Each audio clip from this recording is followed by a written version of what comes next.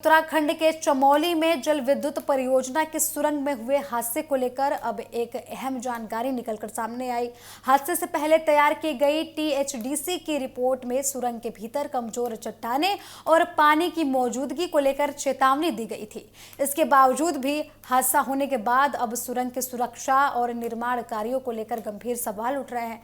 Reports के मुताबिक आपको बता दें कि परियोजना की जिस तरीके से सुरंग में निर्माण के दौरान ये घटना हुआ है, भूगर्भीय स्थितियों को लेकर लगातार चुनौतियां सामने आ रही हैं, वो काफ़ी ज़्यादा हैरान कर देने वाली हैं। और जिस तरीके से रिपोर्ट ये निकलकर सामने आई है उसमें खुलासा हुआ है कि जिस तरीके की ये घटना हुई है उसकी उम्मीदें पहले से ही जताई जा रही थी।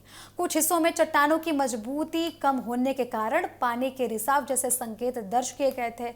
ऐसे में सुरंग के निर्माण के दौरान अतिरिक्त सावधानी और सुरक्षा उपायों की जरूरत बताई गई थी। हादसे के बाद सबसे बड़ा सवाल यही है कि जब सुरंग के भीतर कमजोर चट्टानों की जानकारी पहले से मौजूद थी तो उन परिस्थितियों से निपटने के लिए क्या पर्याप्त इंतजाम नहीं किए गए थे?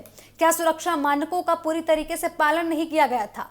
क्या संवेदनशील हिस्सों में अतिरिक्त निगरानी की व्यवस्था की गई थी? इन सभी पहलुओं की जांच लगातार जारी है और जिस तरीके से ये सवाल उठ रहे हैं, इन सभी सवालों के जवाब अब जांच की रिपोर्ट सामने आने के बाद ही आ सकेंगे।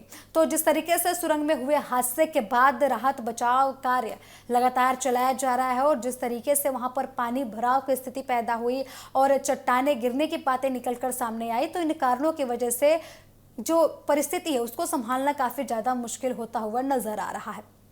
आपको बता दें कि लगातार यह हादसा उत्तराखंड में टनल निर्माण की भूमिका पर भी सवाल उठा रहा है।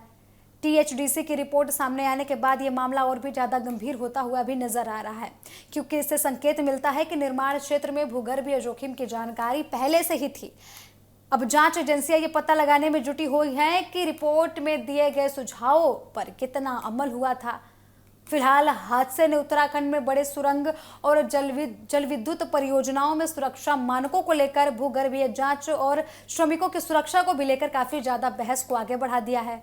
आने वाली जांच रिपोर्ट से ये साफ हो सकेगा कि हादसे की मुख्य वजह क्या थी और लापरवाही की भूमिका क्या कुछ रही है यहाँ पर। वही आपको बता दें कि जिस तरीके से ये खबरें निकलकर सामने आई टनल निर्माण को लेकर, तो वो भी काफी ज्यादा हैरान कर देने वाली है। सरकार लगातार इस मामले की जांच में जुटी हुई है।